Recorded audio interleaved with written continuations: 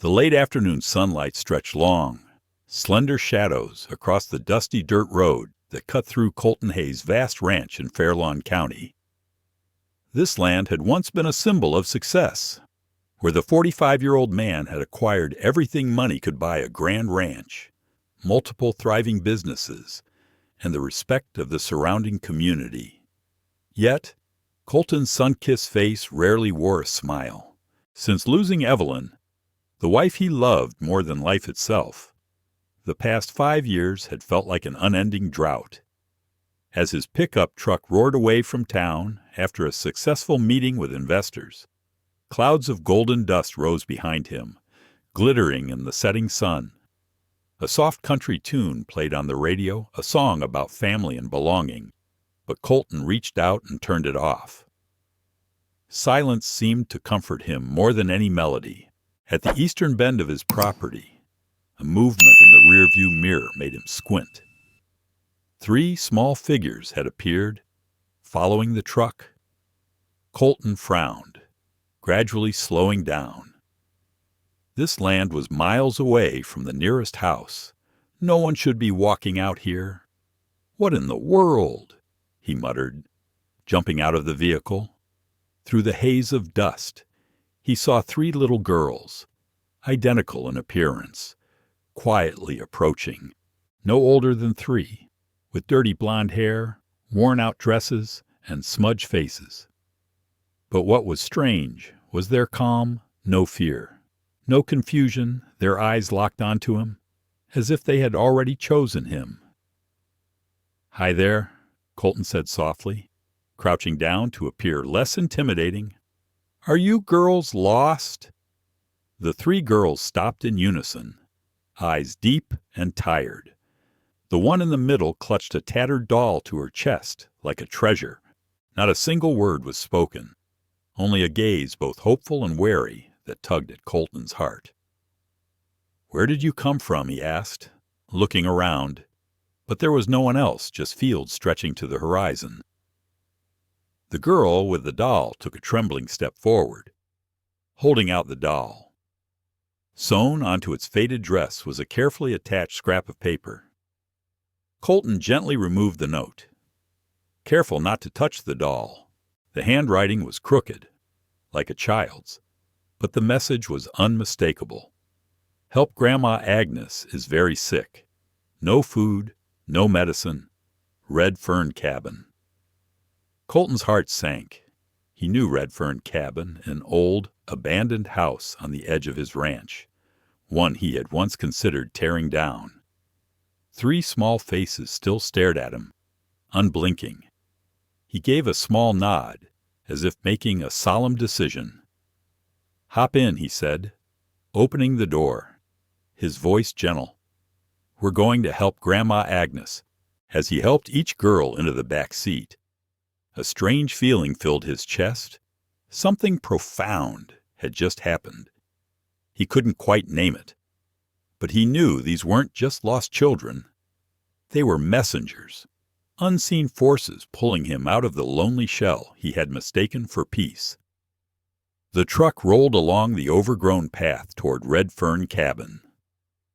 In the mirror, Colton saw the 3 identical faces watching him, eyes shining strangely, as if they carried years they'd never lived. "We're almost there," he said, mostly to reassure himself. The house came into view small, crooked, as if about to be swallowed by the pine forest. The porch sagged, and a thin wisp of smoke curled from the leaning chimney. Someone was inside. Colton helped the girls out, noting how they clung together, moving as one. The middle girl, the one with the doll, pointed toward the door. He nodded and stepped forward, calling gently, "Is anyone home?" No answer. He pushed open the creaky wooden door. The sight inside stunned him. A modest room, yet strangely clean. Mismatched furniture, a small wood stove still faintly warm. And on an old bed lay an elderly woman, frail, breathing heavily, her forehead slick with sweat. Colton rushed to her side. "I'm Colton Hayes," "The girls came to find me," he said quickly. The woman's cloudy eyes fluttered open, her lips barely moving. "The 3 little ones?" she whispered. "Thank heaven. They found someone." One of the girls stepped forward, carefully placing a damp cloth on the woman's forehead. The gesture was so delicate, so practiced, that Colton had to wonder, how could a 3-year-old possibly know how to care for someone like that, sir? Agnes Rowan rasped, her voice dry and thin like wind whistling through a crack in the door. "They're good girls, Lena, Maisie, and Ivy." She struggled to lift a trembling hand, pointing weakly at each girl standing silently at the foot of the bed. Their eyes filled with worry, like a clock ticking down. "They've taken care of me since their mother left. Said it would just be temporary. But month after month, no one came back." A violent cough overtook her, choking her words. Colton Hayes supported her shoulders, feeling the sharp bones beneath the thin fabric of her shirt. No electricity. Water from the stream. "Food ran out Tuesday," she whispered on. Colton glanced around the room. The cupboards were bare. Half-burnt candles lay scattered by the window. Children's clothes, worn but neatly folded, spoke of care, a life persisting amid despair. "You need to be in a hospital, and so do the girls," Colton said firmly. The elderly woman gripped his sleeve, her touch as light as a last leaf in autumn, but her voice weighed heavy with worry. "Don't let them be separated. They only have each other. Please." As if to affirm her words, the 3 girls stood close together, their hands tightly clasped, Lena in the middle, clutching her doll like a shield, Maisie leaning into her sister's shoulder, eyes glistening with tears. Ivy stood still, her gaze piercing through the man before her. Colton nodded. He had no other choice. He'd already made a promise, silent, but binding. He took out his phone and called for an ambulance. While waiting, he watched the 3 girls quietly gather their few belongings, the tattered doll, a wrinkled thin book, and 3 yarn bracelets, the entirety of a childhood, packed into their tiny hands. The sun was nearly set, casting a fairy tale glow over Redfern Cabin. But inside, reality remained raw and suffocating. Colton Hayes, a man who once believed himself numb after Evelyn's death, now felt something strange and powerful rising in his chest, a fierce desire to protect. Sometimes, the ones who need saving are the ones who come to save you, he thought, watching the 3 girls cling to each other in the fading light. Briar Hill Medical Center reeked of antiseptic, the sterile coldness making Colton grimace. He paced back and forth outside the emergency room, heart heavy as stone. Inside, Agnes was receiving fluids and treatment to bring down her fever. While the 3 girls were being examined and fed, a door opened. A woman in her 30s approached flat shoes, a tidy blazer, calm demeanor, but eyes full of experience. "Mr. Hayes, I'm Diana Mercer, the social worker assigned to this case." She extended her hand, polite, but not overly formal. "Thank you for bringing them in. Most people in this situation just call the police and walk away." Colton shrugged, avoiding direct eye contact. He wasn't good at receiving gratitude. "How are the girls?" he asked. "Mild malnutrition, but no serious physical harm." Diana paused. "Emotionally, though, it's more complicated." She led him to an observation room.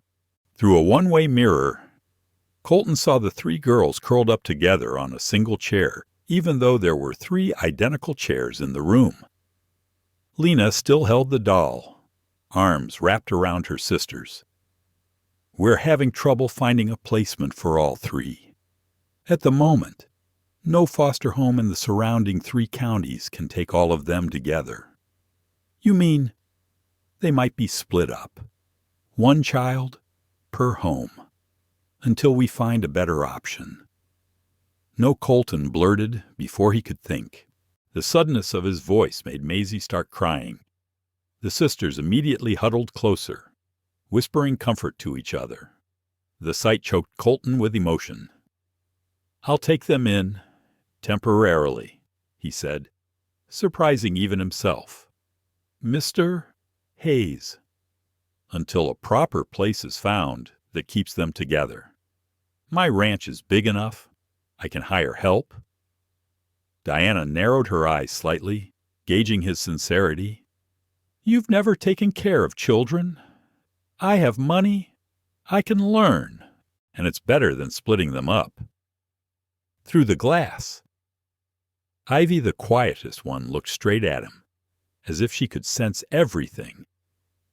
That gaze made him feel like he had to keep his word no matter what. "We'll need to do background checks, inspect the living conditions. Start today," Colton said firmly. Hours later, temporary guardianship papers were signed, background checks expedited, and the interview felt more like a financial audit. But finally, he held in his hands the decision granting him temporary custody of the 3 girls. "This has no precedent," Diana cautioned, "but given the circumstances and your resources, it's the best option for them." Colton called Emmett Blackwell, his longtime friend and ranch manager. "I need 3 guest rooms prepared." He said, "We're having company. Business partners, kids, 3 little girls." There was a moment of silence on the other end. "Temporary," Colton added, though in his heart the word temporary was beginning to sound uncertain. Through the one-way mirror, Lena whispered something to her sisters. All 3 turned to face the glass. Their eyes no longer looked desperate, only hopeful faintly, but truly, and that made Colton's throat tighten in a way he hadn't expected. Silver Pine Ranch came into view in the distance as Colton Hayes' blue pickup truck crested the final slope of the long, winding dirt road. The main house stood tall like a fortress of wood, stone, and glass imposing beneath the bright blue Fairlawn sky, surrounded by meticulously trimmed lawns that stretched toward endless wheat fields. In the rearview mirror, Colton saw 3 identical faces pressed against the window, their eyes filled with a mix of awe and anxiety. Throughout the 3-hour drive from the hospital, the girls had barely spoken. When he tried to make conversation, they responded only with cautious nods or single words. "We're here," Colton said as he pulled up to the front door. "This is home." The word home hung awkwardly in the air. For Colton, this place had been little more than somewhere to sleep and work for the past 5 years, a solitary fortress built from money and routine. But now, as the 3 children looked at him expectantly, he saw clearly just how hollow that word had become. The large front doors opened, and Emmett Blackwell stepped out, his usual calm slightly unsettled. At 65, he had seen many seasons pass on this land, from his early days working for Colton's father to becoming his most trusted right hand. His eyes widened as he saw the 3 girls step out of the truck, identical, small, silent. "Welcome," he said, his voice warm but tinged with uncertainty. "I've set up the rooms like you asked." Colton helped each child down. They immediately huddled together, forming a tight triangle, Lena standing protectively in front. Maisie tucked behind her sister's shoulder, and Ivy quietly scanning the surroundings with sharp, observant eyes. "This is Emmett," Colton said. "He helps me manage the ranch. He's a good friend." The girls didn't respond. Lena, still holding the worn-out doll, gave a slight nod enough to convey that it meant everything. As they entered the grand foyer, the soaring ceilings and ornate spiral staircase made the girls freeze in their tracks. They huddled near the door, ready to flee at the first sign of danger. "Are you hungry?" Colton asked, fumbling to remember what children usually needed first. "There's food in the kitchen." The word food seemed to unlock the first door. All three nodded quickly, and in unison, their shoulders easing slightly, though their eyes remained guarded.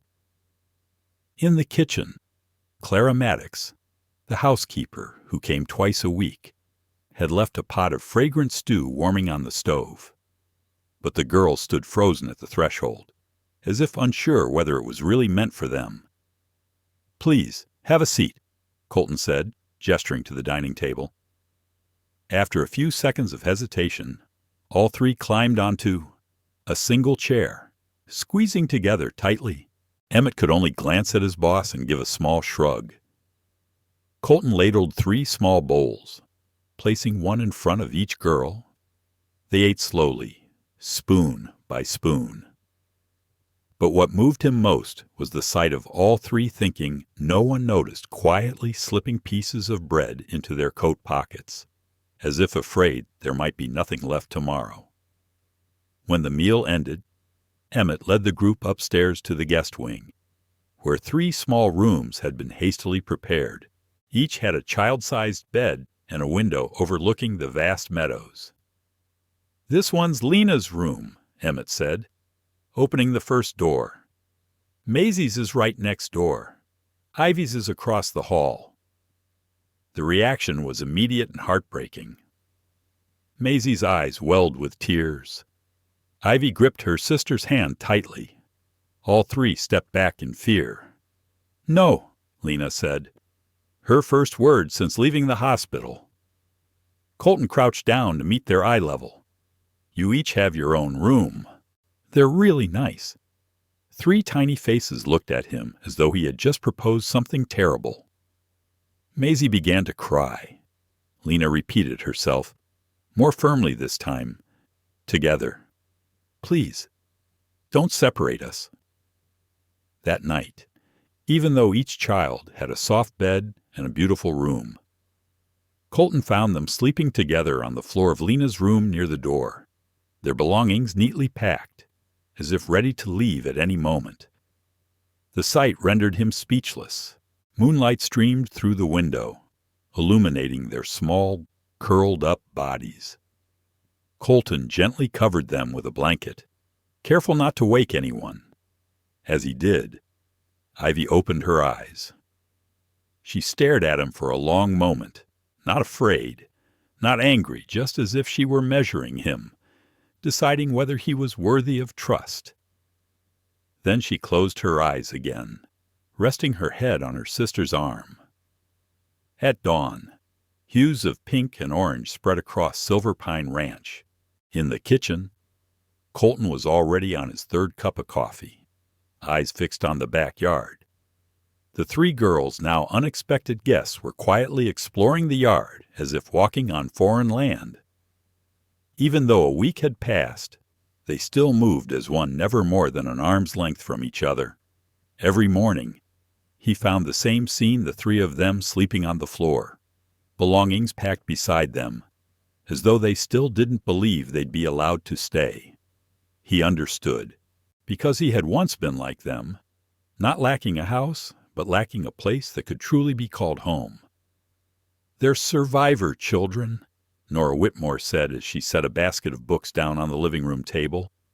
She was a retired kindergarten teacher, in her early 60s, with silver hair tied in a neat bun and kind, gentle eyes. From the very first day, Colton Hayes knew she was the right person. Not loud, not pitying, just quietly arriving with a bag full of picture books and an endless well of patience. What could have scared them that badly? Colton blurted, gripping a coffee cup he hadn't yet touched. Nora gently shook her head. 3-year-olds shouldn't know how to spot emergency exits. They shouldn't be used to sharing food or flinching together when someone raises a hand suddenly. That's the mark of neglect. Through the glass window, a border collie puppy bounded across the lawn toward the 3 girls. Colton tensed, ready to intervene if they panicked. But to his surprise, They didn't move. The puppy, barely 3 months old, wagged its tail nonstop and slowly approached. After a few tense seconds, Maisie reached out a trembling hand and gently touched its head. "His name's Scout," Nora explained. "Emmett brought him back from town yesterday. Said every ranch needs a good dog." For the first time since arriving, Colton saw all 3 girls smile 3 identical smiles. Stunned and enchanting as Scout licked Maisie's hand and rolled onto his side, rubbing against them like he wanted to play. In the days that followed, Scout became the girls' shadow. He slept beside them on a soft blanket nest on the floor and followed them everywhere, whether out to the garden or into the kitchen. Thanks to the little dog, the door to the girls' hearts began to creak open. Colton began noticing their differences more clearly with each passing day. Lena, the unofficial eldest, always stood between her sisters and anything unfamiliar. Maisie, the most sensitive, was the first to laugh at anything funny and the first to cry if anyone got hurt. Ivy rarely spoke, but her eyes always analyzed, as if every sound and movement around her were puzzles to decode. Their unspoken wounds surfaced through the smallest of details. At every meal, they still tucked away pieces of bread or fruit into their pockets when they thought no one was looking. Any time Colton moved too fast or reached out for something suddenly, all 3 flinched. Once, at bath time, they stared at the large tub with such visible fear that he didn't even want to imagine why. One morning, he caught them secretly dividing up their hidden cookies to share with Scout under the dining table. "Scout has his own food," Colton said, crouching to their eye level. "You don't have to give him yours." 3 identical faces looked at him as though they couldn't believe it. "A second later," Lena asked softly, "do you promise?" It was the first time she had ever questioned his words. A small moment, but deeply significant. "I promise," he replied, a strange warmth blooming in his chest that he couldn't quite name. That night, Colton came home late after a long work call. When he stepped into the main house, the sight that greeted him made his heart skip a beat. Nora was reading a story, and the 3 girls were curled up in a blanket nest beside her, with Scout dozing close by. "They wouldn't go upstairs without you," Nora whispered. 3 pairs of eyes turned to him. No fear, no accusation, just waiting to see if he'd get mad about the blanket mess, or force them back to the rooms they still hadn't dared sleep in alone. Instead of scolding them, he sat down beside them. "What's this story about Ivy, the quietest of the 3, suddenly pointed to a page in the book, a picture of a starry sky. "Stars," she whispered, her voice so thin it could have been carried off by a breeze. That night, Colton didn't ask which night. He simply pulled the blanket a little tighter around the small bodies huddled together like baby birds still unsure if they were safe. The skies over Silver Pine Ranch began to cloud. Winds picked up in the afternoon, followed by distant thunder. The forecast warned of a heavy storm. In his study, Colton was reviewing a contract when the first flash of lightning split across the window. Instantly, his thoughts flew to the girls. They were very sensitive to sound. Over the past 2 weeks, he'd learned that well. A storm like this could be a nightmare for them. Just then, Nora appeared at the door. "They're hiding under the dining table," she said quietly. "Won't come out." He hurried to the dining room. Beneath the large oak table, Lena, Maisie, and Ivy were clinging to each other. Scout lay close beside them, his small body tense, like he was standing guard. Maisie was crying silently, face buried in her sister's shoulder. Ivy, though usually the composed one, trembled with each rumble of thunder. The sight brought back an old memory for Colton, a 5-year-old boy hiding in the closet during a storm. His father scolding him for being weak, but afterward, his mother would always sneak in with a flashlight and a storybook to comfort him. He sat down, softening his voice. "I used to be afraid of thunder, too. When I was your age." 3 small faces looked up at him, stunned. Maisie whispered, "Really, really?" He smiled.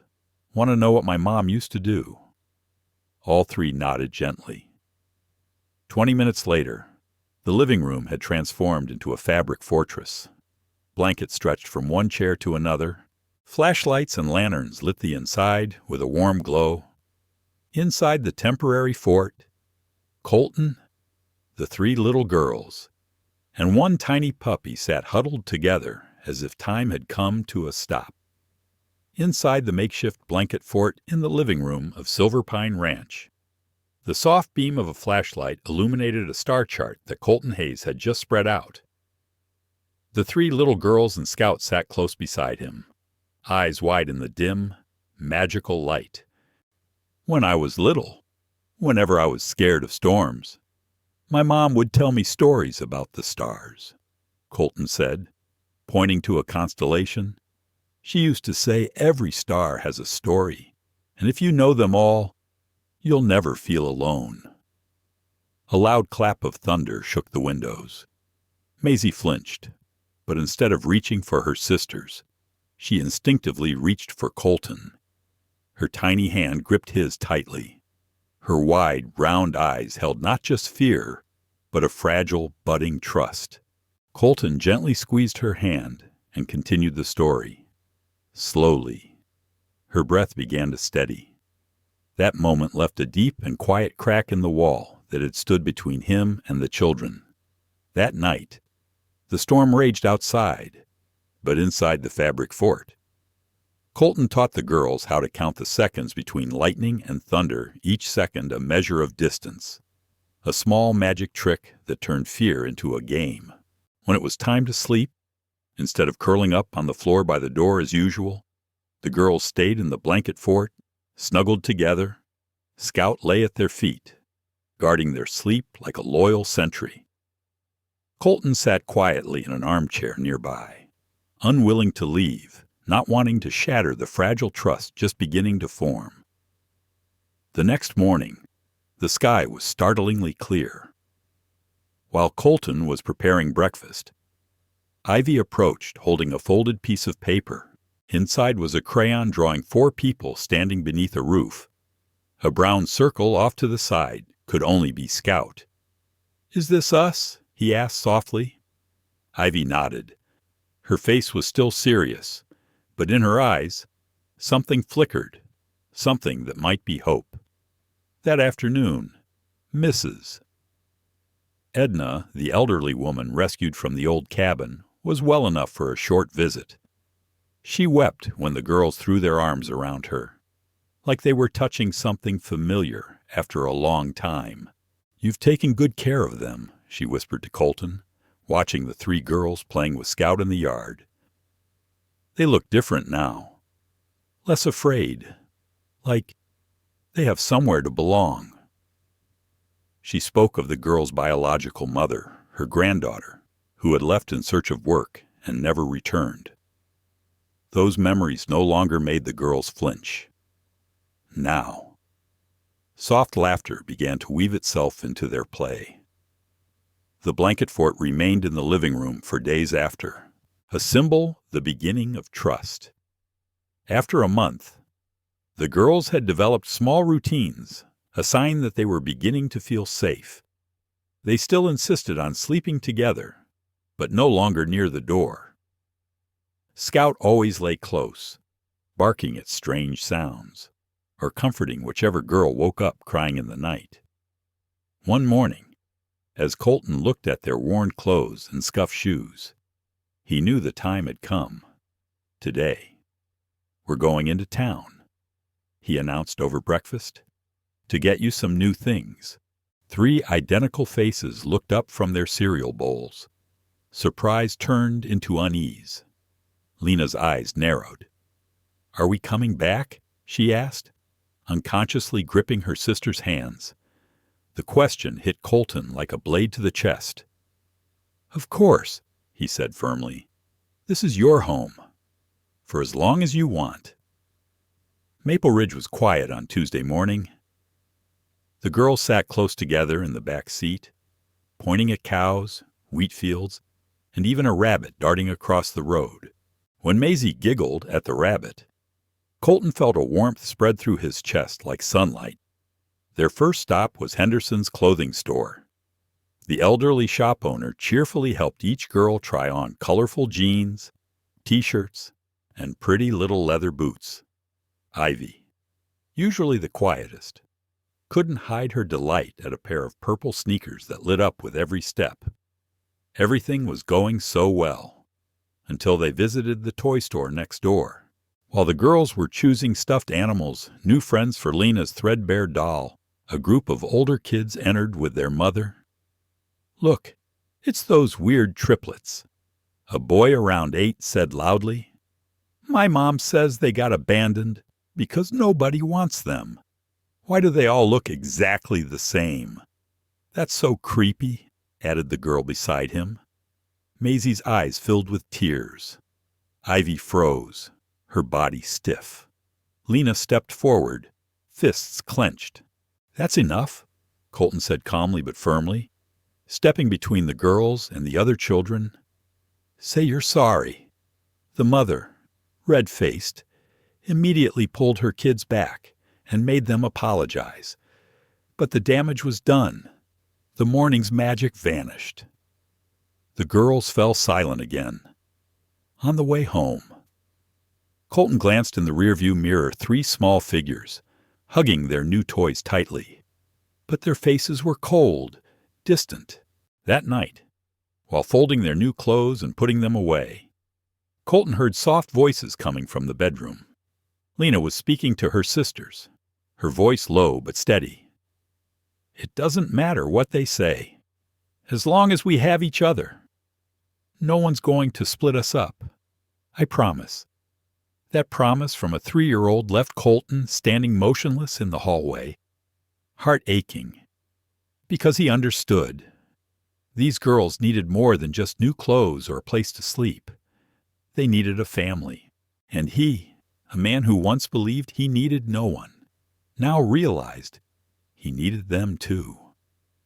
"What they say doesn't matter," Lena whispered, her voice trembling but firm. "We have each other. No one can take that away. No one can split us up. I promise."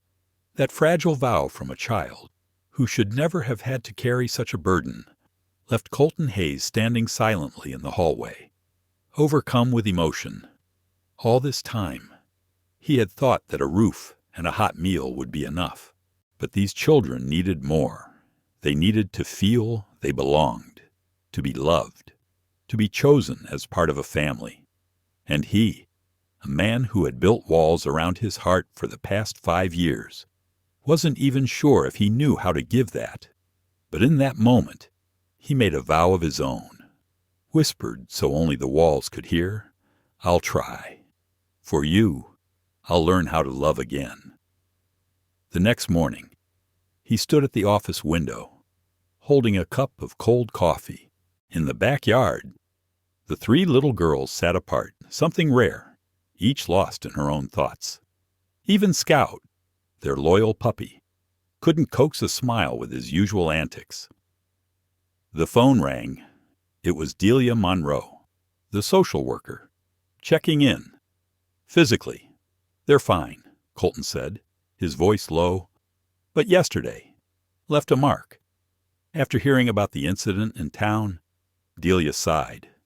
Kids can be cruel without even knowing it. For girls like these, difference is a wound that hasn't had time to heal. "What can I do?" Colton asked, realizing he genuinely cared about the answer. "Give them confidence, something that makes them feel capable, valuable, like they have a place in the world." After hanging up, his gaze drifted to the girls watching the ranch hands lead horses into the stable. An idea sparked. That afternoon, he brought the girls to the smaller stable where the gentler horses were kept. Maisie clung to Lena, while Ivy observed silently, as always. "This is Luna," Colton said, gently stroking the soft nose of a gray mare. "She's special because she's very patient with newcomers. Would you like to try?" Lena stepped forward first, as she often did. With her small hand, she held out her palm. When Luna's nose touched it gently, Lena let out a soft gasp and smiled. Thin but genuine.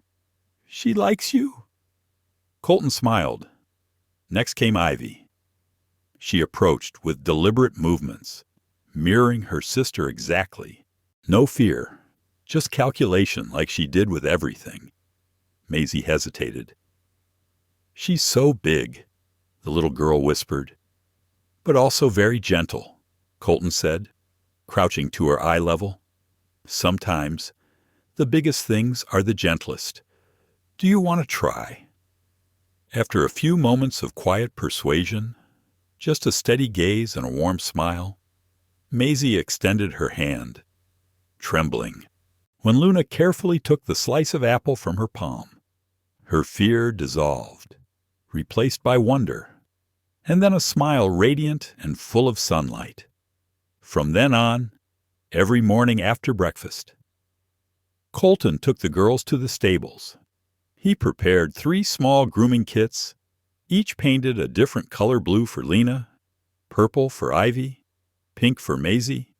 He taught them how to brush the horses, measure feed, and read equine body language. "Horses are like people," he said one morning, helping Ivy scoop oats. "Each one has its own personality. Like us," Lena suddenly said. "I'm stormy strong and wild. Maisie is Luna, gentle and good at listening. And Ivy." She pointed to a dark horse standing silently in the far stall. "She's Nix, quiet, but sees everything." It was the first time Lena had shared something personal. Colton tucked it away like a gift.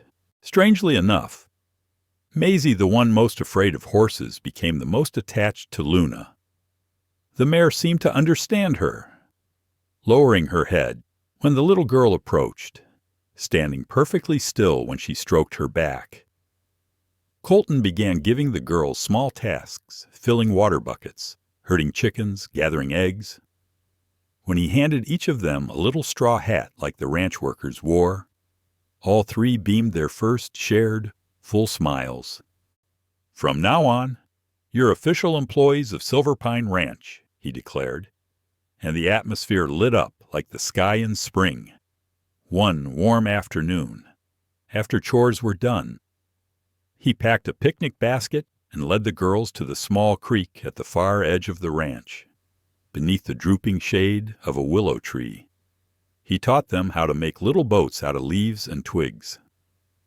"My dad taught me this when I was your age," Colton said as he tied a blade of grass around a curled leaf. "We used to race them to see whose would go the farthest. 3 tiny pairs of hands got to work, eyes bright with concentration. But when Maisie's boat capsized the moment it touched the water, her face crumpled, eyes brimming with tears. 'Let me help you fix this little boat,' Colton Hayes said gently when he saw Maisie's eyes brimming with tears as her leaf boat sank. There were no sobs. She simply nodded, watching his every movement closely. With the quiet perseverance of a child who had endured too much, Maisie rebuilt the boat, then released it again into the stream. This time, it wobbled but didn't flip. The little boat floated downstream, following the ones from Lena and Ivy. A flicker of light sparked in Maisie's eyes, not just from success, but from trust. Evening settled in. By the stream, the 3 girls chased fireflies, their soft glow twinkling in the twilight. Laughter rang out a rare sound. But every time it came, it stopped Colton in his tracks. A sound he hadn't heard in his home for so long. Ivy, usually so silent, let out a delighted squeal when she caught a firefly. She held up her tiny hand, its glow lighting up her serious little face. "Look, Jack." I caught a star she called the first time she'd called him by name, like someone familiar. Colton was surprised, but said nothing. He just smiled, sitting beside her, gently showing her how to let the firefly go softly. Their eyes met. In that moment, there was no distance between the once wounded man and the cautious child, only pure understanding. On the walk back to the house, dusk cast a purple hue across the fields. Maisie quietly slipped her hand into Colton's, a simple gesture for most children, but for a little girl who once flinched at every unfamiliar presence, it was a massive step. Colton Hayes, a man who had once regarded emotion as a luxury, now felt small in the face of what these children had given him: trust, laughter, and a reason to remember that life was still worth living. Months passed since the day 3 tiny souls appeared on that dusty road. Silver Pine Ranch changed not with noise, but with subtle signs: crayon drawings taped to the fridge, tiny boots neatly lined at the door, and toys scattered around the house. The girls had changed too. No longer did they sleep on the floor, like in the beginning. Though they still insisted on sharing one room, their faces were fuller, their eyes less lost. Each began to show individual preferences, but they remained deeply bonded, as if their minds shared one current of thought. One chilly autumn morning, Colton was reviewing financial reports in his office when a soft knock came at the door. "Come in." He expected Raymond or Elizabeth, but instead it was Lena, flanked closely by Maisie and Ivy. "Mr. Jack, we want to draw." "Can we sit here?" Lena asked, solemn in the most endearing way. Not only was it the longest sentence she had ever said to him, but also the first time she called him Mr. Jack instead of Sir. "Of course," he replied, clearing a corner of the desk. The girls pulled out paper and crayons and began drawing silently. Colton continued his video call with investors, but his eyes kept flicking over to them. Lena drew vibrant green mountains beneath a wide-open sky. Maisie carefully colored bright flowers in every hue. Ivy, with unexpected precision, sketched a horse that looked exactly like Luna from the stables. When the secretary brought in coffee, Maisie looked up and softly said, "Thank you." A simple phrase, but the result of months of healing. That night, at dinner, Raymond brought out a steaming roast chicken. Lena reached for her plate. "I want more." "Please." Silence fell over the table. It was the first time any of the three had confidently asked for something. "Of course," Raymond replied instantly, but Colton caught the shimmer in the old man's eyes. Once hesitant when the girls first arrived, Raymond had become their storyteller, their cookie-baking guide, and historian of the ranch. When Delia Monroe came for a routine checkup, she watched the girls help Raymond gather eggs into 3 color-coded baskets: blue, purple, pink, and nodded approvingly. They're entirely different now. Still cautious, still unusually close, but they're blooming. "I know." Colton smiled, a deep pride swelling in his chest. "And you?" Delia asked gently. "How are you doing?" Colton paused. 5 months ago. His life had been a cold, mechanical cycle. Now, each day was unpredictable, sometimes chaotic, but full of meaning. Just then, Ivy approached. Without a word, she handed him a drawing a horse rendered in detail, clearly made with love and observation. "Thank you. It's beautiful," he said, genuinely moved. Ivy gave a small nod, the faintest smile passing her lips, then returned to her sisters. "I'm much better than I was," Colton said to Delia, "and this time It was the truth. Outside, snow had begun to fall, coating the roof of a home not yet perfect, but filled with hope. And for the first time in years, Silver Pine Ranch truly felt like a home. Colton Hayes had nearly overhauled his entire work schedule to feed the horses each morning with the 3 little girls and read stories to them each night. Lena, Maisie, and Ivy were about to turn 4, and under the stable roof of Silver Pine Ranch, they had blossomed like spring buds. One Tuesday morning, Colton was sitting at the kitchen counter checking emails when Raymond walked in with an unusual expression. "There's a letter from Social Services," he said quietly, handing over an envelope stamped with an official red seal. A bad feeling washed over Colton as he retreated to his study to open it. Inside was a cold, formal notice. Vanessa Clark, the biological mother of Lena, Maisie, and Ivy, had contacted the authorities with the intention of reclaiming custody of her daughters. His hand tightened around the paper. The woman who had abandoned her children for nearly a year without a dollar, without a word, now wanted them back that afternoon. Delia Monroe arrived, her usual smile absent. "I wanted to speak in person," she explained, sitting down in Colton's office.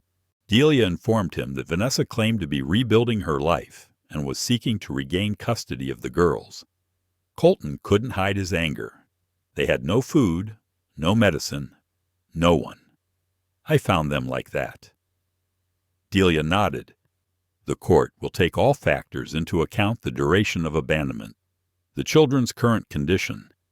They have to meet her before the hearing." He asked, his voice dropping. "There will be a supervised visitation at Silver Pine Ranch to maintain emotional safety for the girls." In the days that followed, Colton became quiet. He watched every moment closely. Maisie's bright laughter when Scout spun in circles. Lena's serious face as she measured horse feed. Ivy's rare, radiant smile when she learned something new. He hadn't told them yet. How could he explain that the mother who had vanished was now returning, and that he, the man who had promised to protect them, might not be able to keep that promise? The day of the visitation arrived. The air was bitterly cold, the sky crystal clear. Colton paced the living room while Raymond stood close to the girls, silently standing guard. A rental car pulled up. Out stepped a woman in flashy clothes, clearly out of place in rural Nebraska. Vanessa Clark. A few minutes later, Delia arrived to supervise. Before entering the room, she reminded him, "You have to stay calm. The girls will look to you to know how to react." Vanessa burst in with exaggerated tears and outstretched arms. "My babies." The 3 girls, playing with building blocks, froze. Maisie shrank behind Lena, and Ivy stood still as stone. "Don't you recognize your mommy?" Vanessa sat down, forcing a smile. 3 identical little faces stared at her with tired, distant eyes. There was no recognition, no reunion, only 3 children recoiling from a loud stranger. When Vanessa reached toward Maisie, the little girl burst into tears and ran to hide behind Colton's legs. "Maybe we should slow down," Delia interjected. Vanessa's tone hardened. "I was just out looking for work. I always meant to come back." Throughout the tense visit, Colton noticed how Vanessa's eyes lingered more on the expensive details of the house than on the children. She took photos, but the frames captured more furniture than faces. When Lena refused to sit on her lap, Vanessa's facade cracked. "I'm your mother. You have to love me." After an excruciating hour, Vanessa left. As she stepped out, Colton overheard her whisper to Delia, "So, about compensation for emotional damages, can I sue?" A chill ran down his spine. She hadn't come back for her children. She'd come back for money. That night, after putting the girls to bed, Colton picked up the phone and called his attorney. "I need everything on Vanessa Clark. Every detail. Every motive." Just as he hung up, he heard a soft noise in the hallway. Ivy stood there in her pajamas, her eyes calm but searching. "Are we going to be taken away?" she asked. Colton knelt down, his hand resting gently on her shoulder. "I'm doing everything I can to keep you here." Ivy looked into his eyes, as if seeing through every layer of armor. Then, suddenly, she threw her arms around his neck and held on tight. "We want to stay with you in the quiet of a winter night." Colton Hayes, a man who once believed reason must outweigh feeling, realized he no longer feared loss, because love had rooted itself too deeply in his heart. Maisie trembled, tears in her eyes, her voice choked but resolute. "Jack doesn't leave us. Jack stays. Jack gives us food and never yells. Jack tells stories and holds us when we're scared." That simple sentence echoed through the room like a blade, slicing through the carefully constructed mask of Vanessa Clark. Her eyes darted across each face, struggling to stay composed, but the cracks were showing. Martin Donovan, standing behind her, frowned slightly, as if reassessing the game. Colton Hayes knelt down, resting a steady hand on Maisie's shoulder, his voice calm. "It's okay, sweetheart. I'm right here." Delia Monroe stepped forward, her voice firm but professionally composed. "We're going to have to end this unauthorized visit. Ms. Clark, Mr. Donovan, this way, please." Vanessa opened her mouth to protest, but Martin's warning glance made her bite her lip and stay silent. As she turned to leave Silver Pine Ranch, she shot Colton a look filled with fury. "This isn't over. It never is," Colton muttered, closing the door behind them. The house fell into silence after the storm had passed. Scout lay pressed against Ivy's feet, while Lena clutched her sister's hands, as if afraid they might be taken away again. Colton knelt down to meet their eyes. "You're safe now," he said gently. "I promise. I'll do everything I can to keep you here." Maisie gave a small nod, though her eyes still held an unnamed fear. That night, after the girls had fallen asleep in a room still filled with picture books, star-shaped pillows, and a softly snoring puppy at the foot of the bed, Colton stepped into his study. Raymond was already waiting. "You knew she'd come back," Raymond said, handing him a mug of strong black coffee. "But I didn't expect her to bring a heavyweight lawyer like that." Colton took the mug, eyes distant as he stared out the window. "I need more proof. We have to show she's not coming back for the girls." Raymond nodded. "I've got a friend in private investigations. I'll have someone follow her every step." The next day, Colton spent the whole day with the girls. He took them and Scout up to the northern hill, where golden meadows stretched endlessly. Lena giggled as Colton pretended to be a horse for her to ride. Ivy, for the first time, asked about her birth mother. "Why did she come back?" she asked, her eyes cutting straight to Colton's core. He didn't lie. "I'm not sure. Maybe she thinks she's ready to be a mom. But that doesn't mean I'll let anyone hurt you." Ivy nodded, then turned and hugged Scout tightly. The custody hearing was set to take place at the county courthouse in Woodvale. Delia Monroe was assigned as the guardian ad litem to represent the girls' best interests. Colton hired an additional attorney, a seasoned professional in child custody disputes. On the day of the hearing, Silver Pine Ranch held its breath. Elizabeth, the preschool teacher who'd been with the girls since the beginning, held each of their hands and whispered words of encouragement. Inside the courtroom, Vanessa Clark sat on the opposite side, heavily made up and dressed extravagantly, completely out of place. Martin Donovan flipped through files beside her, but the atmosphere shifted when Delia submitted the full body of evidence. Colton had prepared photos of Vanessa at luxury resorts, bank transaction records, medical documents for Martha, and most importantly, testimonies from neighbors confirming that Vanessa had never attempted to contact her daughters for nearly a year. The key moment was a recording secretly captured by Raymond during Vanessa's surprise visit to Silver Pine Ranch. Her voice came through clearly. "Do you know how much a judge would award me if I sued for wrongful separation? Millions?" The judge's face turned to stone. "Care to explain that remark?" "Ms." Clark Vanessa stammered, then looked down. Martin had no rescue prepared. At the close of the hearing, the judge temporarily suspended all custody rights of Vanessa Clark and ordered ongoing supervision while investigations continued. Colton didn't win outright, but he had secured the most important thing: time. Back at the ranch, the girls ran straight into Colton's arms. "Don't let anyone take us away." "Please," Lena whispered. "No one can," Colton replied, gently pulling all three little bodies close. "I'm yours, and you're my family." Outside, Nebraska's winter deepened, but inside Silver Pine Ranch, the warmth had never felt stronger. Maisie's clear and resolute voice rang out like a warning bell in the tense room. Vanessa Clark flinched, her expression flickering. The feigned sorrow on her face gave way to visible irritation.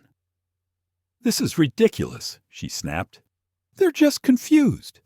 Clearly he's poisoned their minds. Lena, like a tender but unyielding blade of grass in a storm, stepped forward, her steady gaze fixed on the woman who had once abandoned her. "You left," Lena said, voice firm.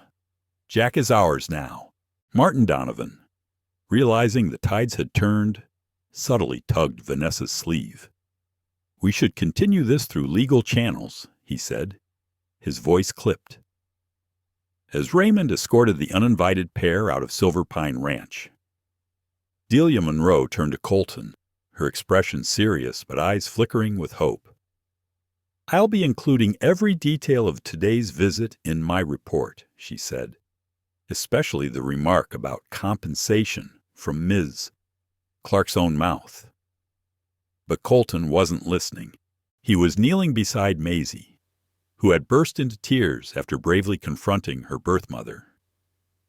Ivy and Lena quickly huddled around her, the three of them clinging to each other like new shoots braving a storm. "You were so brave," Colton said softly. "All of you." Maisie looked up at him, her eyes filled with trust, and Colton felt something crack wide open in his chest. He knew, with absolute certainty, that he wouldn't let anyone use these girls as a tool for profit. He would fight, with everything he had. 2 weeks later, the county courthouse loomed beneath a gray winter sky. Colton adjusted his tie as he stepped out of the car, gripping the girl's hands tightly.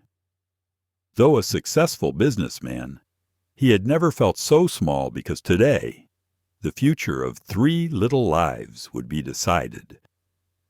"Remember what we practiced?" Raymond whispered as he crouched to eye level with the girls. They nodded, all dressed in matching sea blue dresses and white cardigans, an outfit they had chosen themselves for the hearing. Inside the courtroom, the gallery was filled with familiar faces.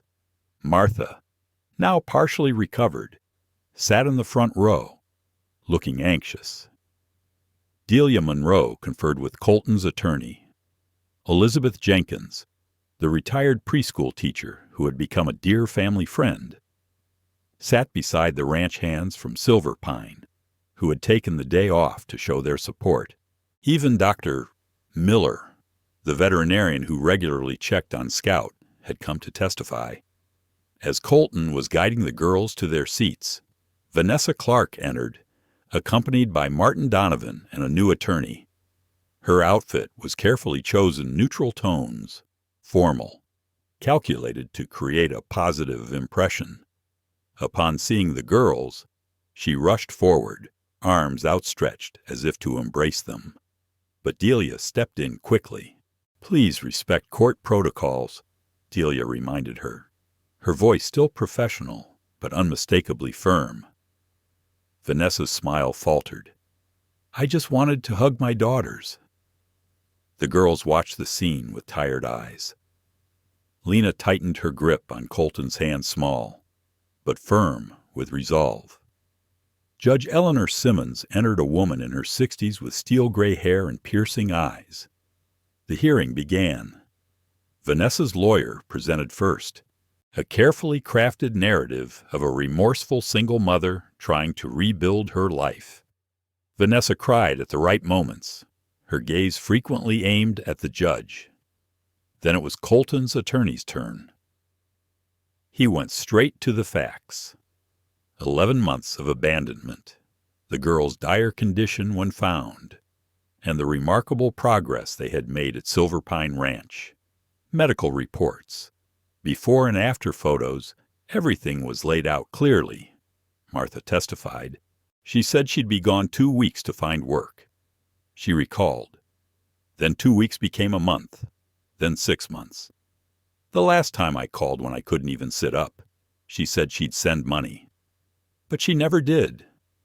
Finally came the testimony of Delia Monroe. "As a licensed social worker, I firmly believe that removing these girls from their current stable environment would cause serious emotional and developmental harm." Judge Simmons nodded. "I'd like to speak with the girls privately in my chambers." 3 small figures in sea blue dresses stood and followed a court officer out of the room. Colton watched them go, his heart heavy, silently praying that behind that closed door, the truth and love would be heard. Colton Hayes felt as if his heart was walking out of the room as he watched the 3 little girls follow the court officer into the judge's private chambers. The next 30 minutes were the longest of his life.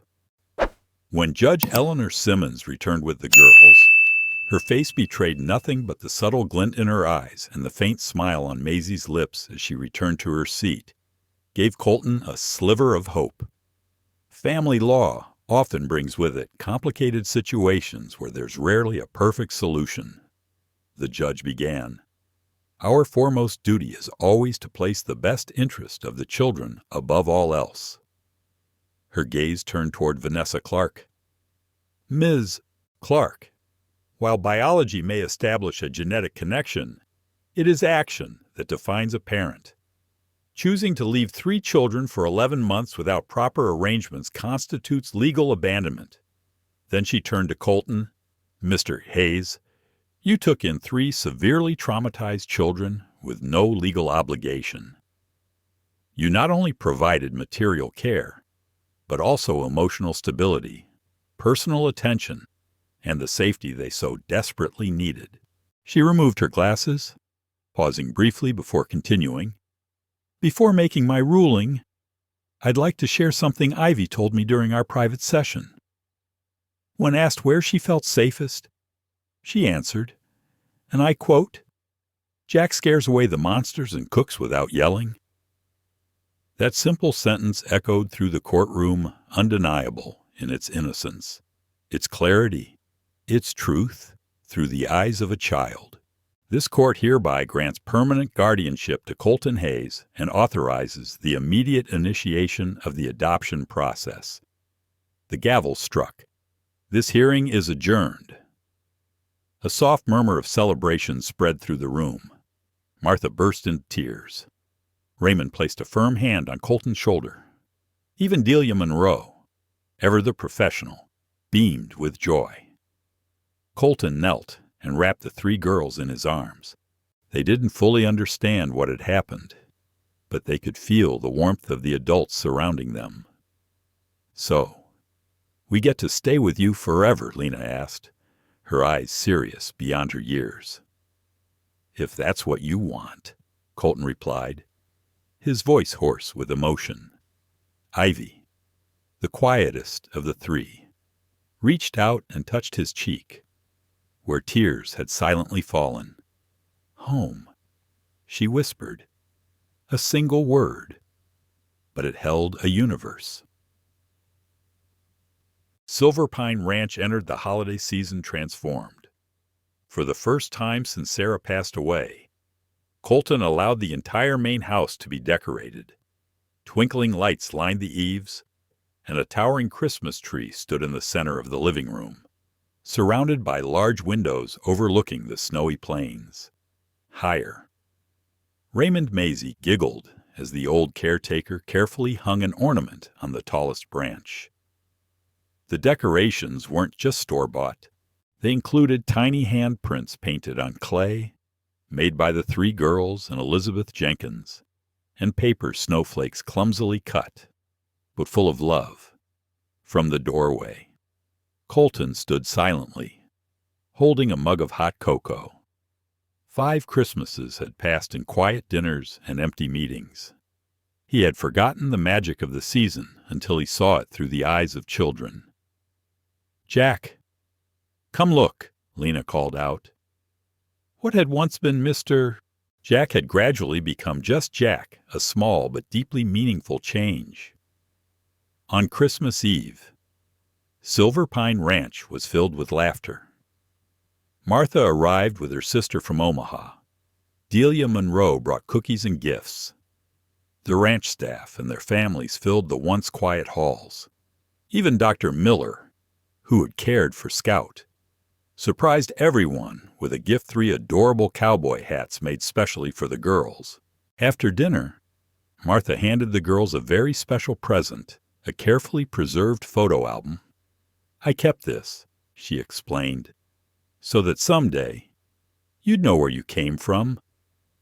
The first page showed 3 identical newborns wrapped in hospital blankets. "This was your first day," Martha said gently. "Even though you came early, you were strong." Colton watched their reactions. None of them turned away or seemed afraid. Only curiosity and the peace that comes from facing the past. When dinner was served, everyone gathered around the long table. Candlelight flickered across wine glasses and bowls of steaming soup.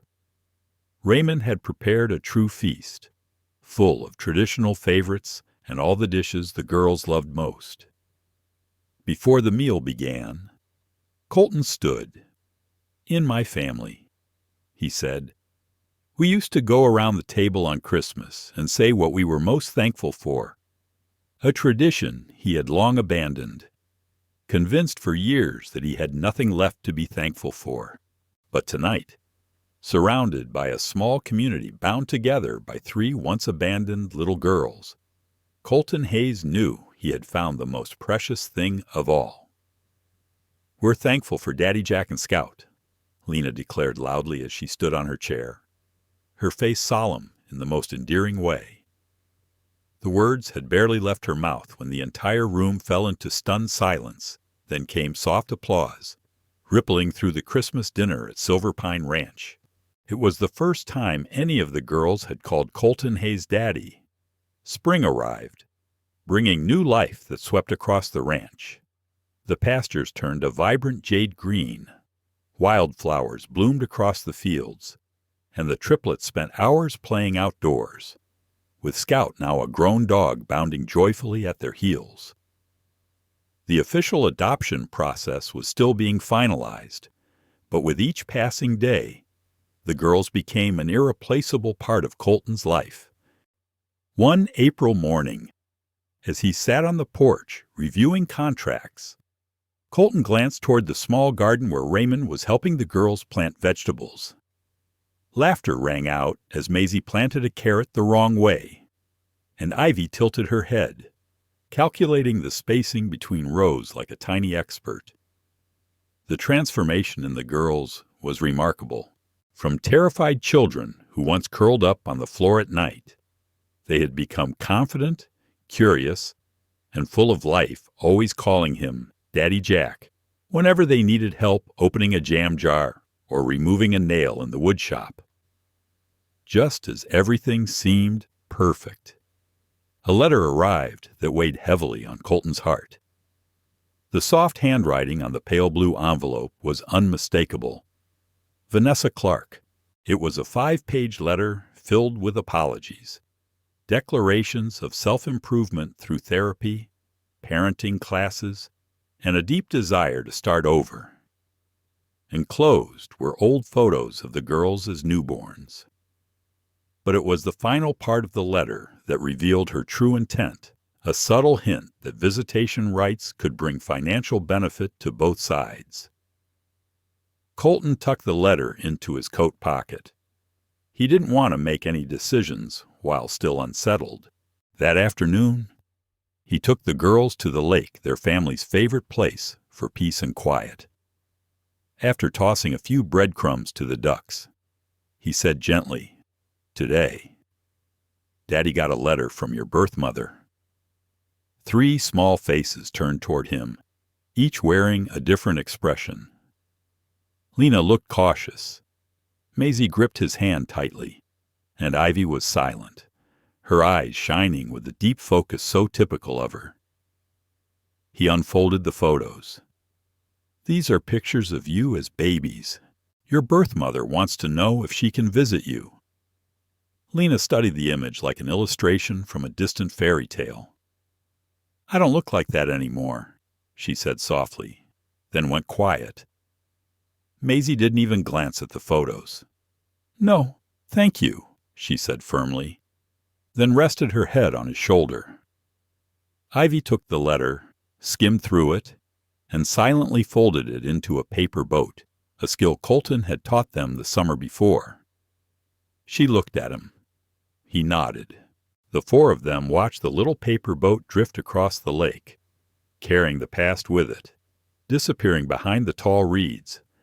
A lightness flooded Colton's chest like spring water. A chapter had closed not with resentment, but with acceptance and release. Summer arrived, casting golden sunlight over Silver Pine Ranch. Long, warm days became heaven for children, and Lena, Maisie, and Ivy, now 6 years old, were familiar silhouettes on the prairie, their hair flying beneath cowboy hats in blue, purple, and pink. Lunch in 15 minutes, Colton called from the porch. Since their official adoption on their 5th birthday, his once quiet house had been filled with laughter. The ranch, too, had transformed not just a business, but a place of healing.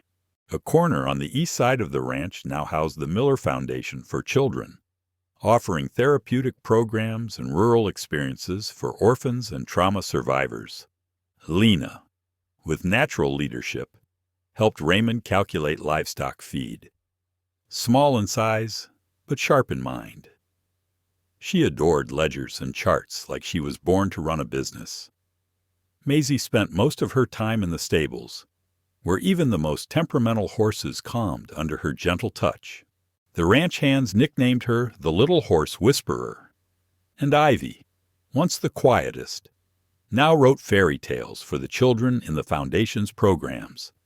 Her stories of courage, love, and home reflected her own journey. That night, Colton visited each of their rooms as he did every evening. When he entered Ivy's room, she was still awake, coloring in a drawing. "What are you working on, sweetheart?" he asked. She handed him the picture, 5 figures himself, the 3 girls, and Scout holding hands beneath a bright sun. At the top, in careful handwriting, was one word: home. "That's our family," she said, her voice clear and bright.